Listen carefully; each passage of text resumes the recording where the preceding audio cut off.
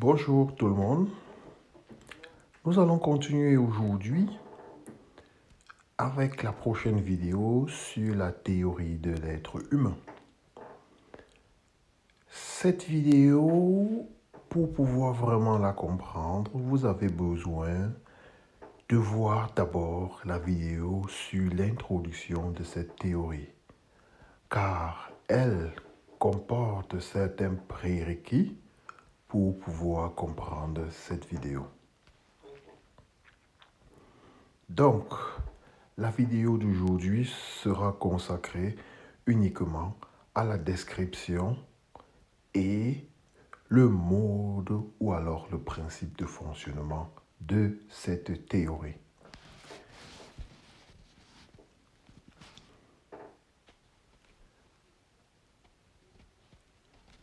Nous avons d'abord, pour une première place, notre perception.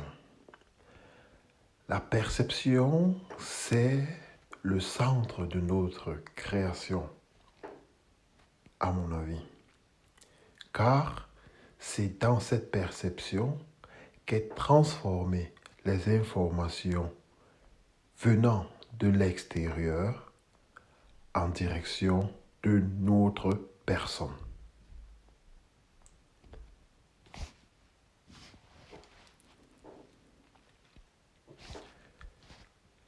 Les informations venant de l'extérieur sont des informations qui viennent de partout. Pour en citer quelques provenances, nous avons la société, notre société, les amis, les éducateurs, les docteurs, les religions, etc. Et ensuite, nous avons notre environnement, les arbres, les animaux, bref, tout ce qui nous entoure. Nous avons effectivement aussi les rêves, car des informations sont aussi acheminées vers notre perception en provenance de nos rêves.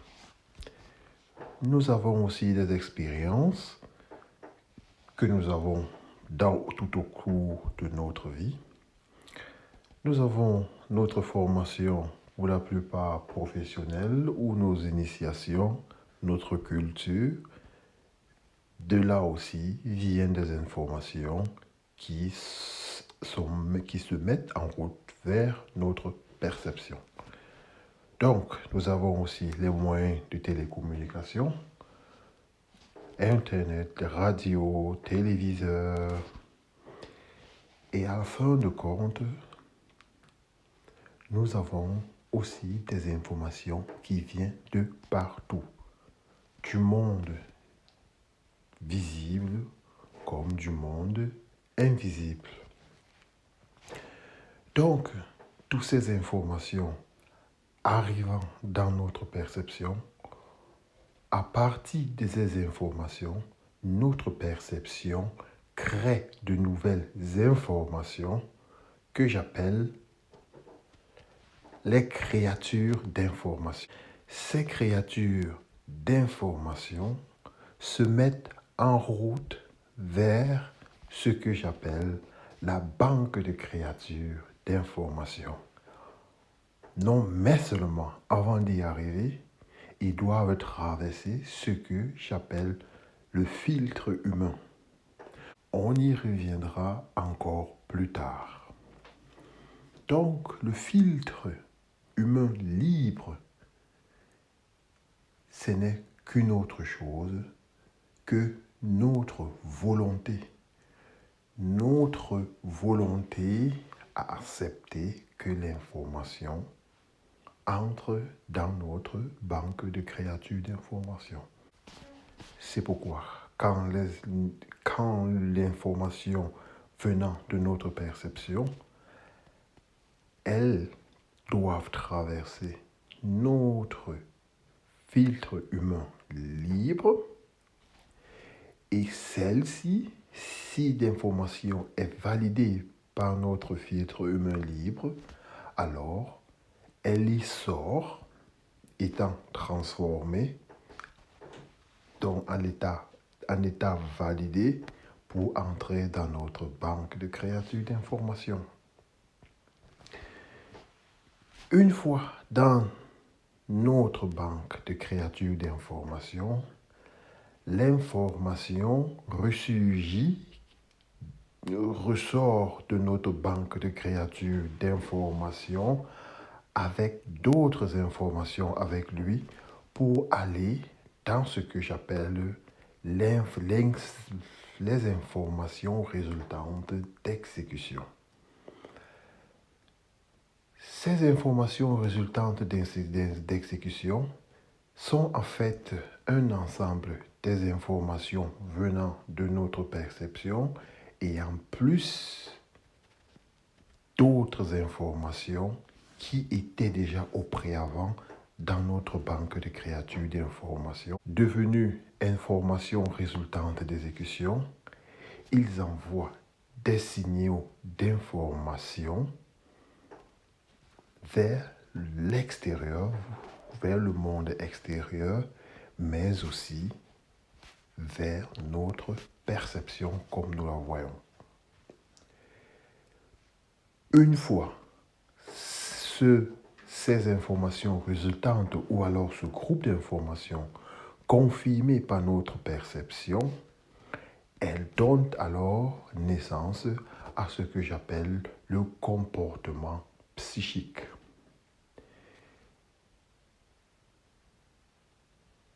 Car ce n'est qu'à l'issue de la confirmation de notre perception que naît le comportement psychique.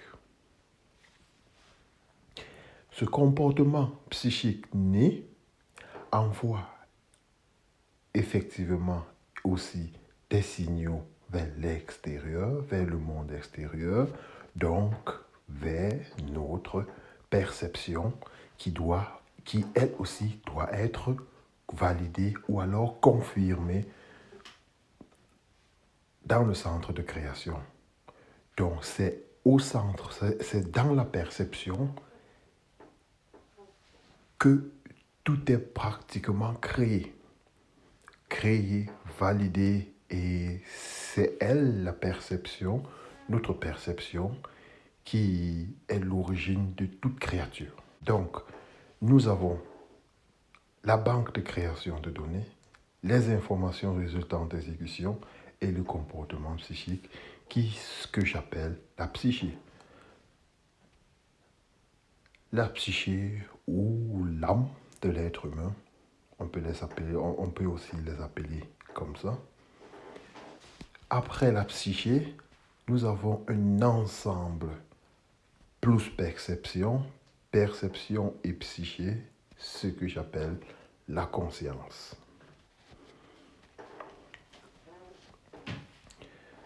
Ça, c'est notre conscience. À côté de la conscience, nous avons ce que j'appelle, ou alors nous appelons le corps humain. Le corps humain, lui, il est couvert de ce que j'appelle le filtre divin. Car c'est ce filtre divin qui filtre toute information en direction de notre corps ou alors toute information sortant de notre corps. Donc, le comportement psychique confirmé par notre perception envoie automatiquement l'information à notre corps humain, mais avant, elle doit aussi être validée par le filtre divin, qui, validé, donne naissance à la création du comportement physique du corps.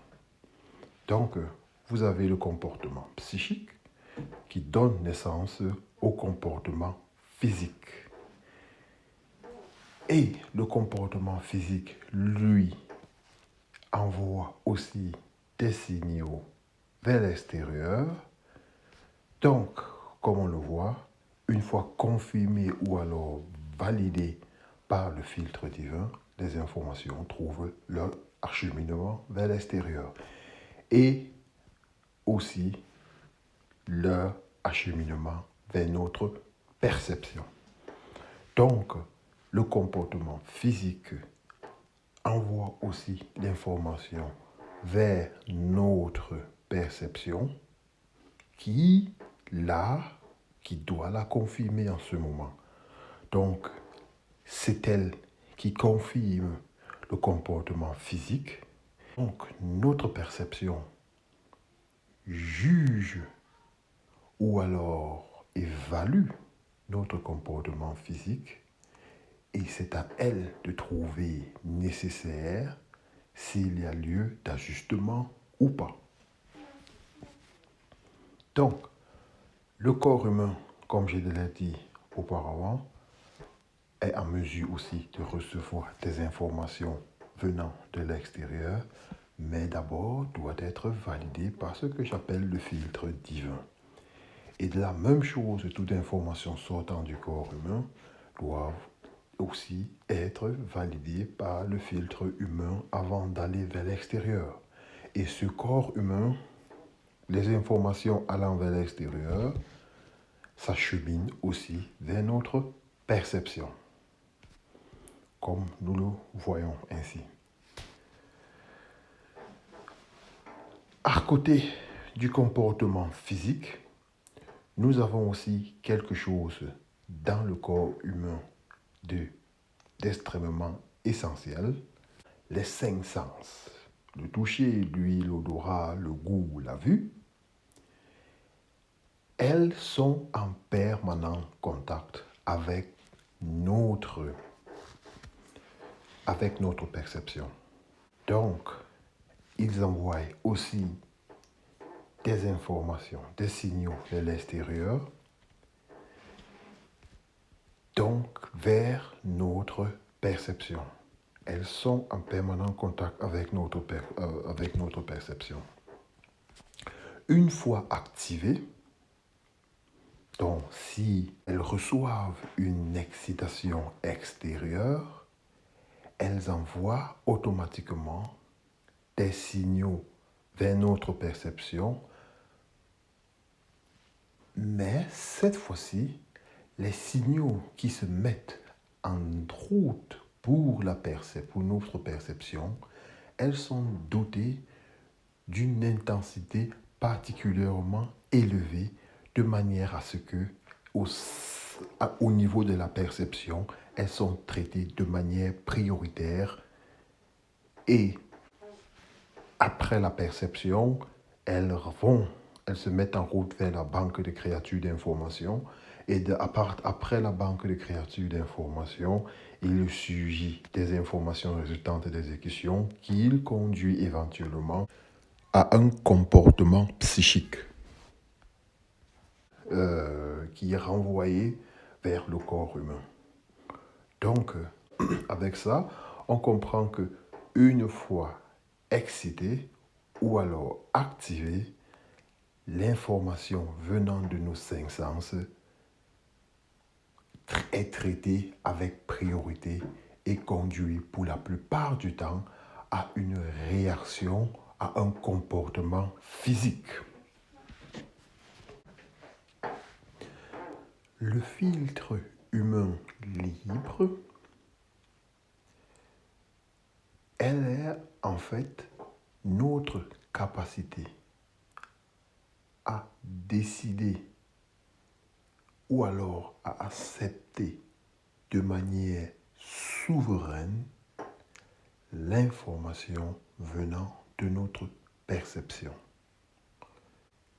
Mais avec le temps,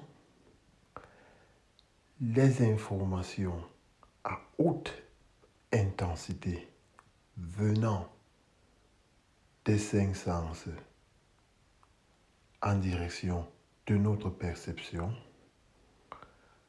quand elles sortent de notre perception, elles ont aussi des intensités particulièrement hautes, de manière à ce que au fil du temps, elles parviennent à réduire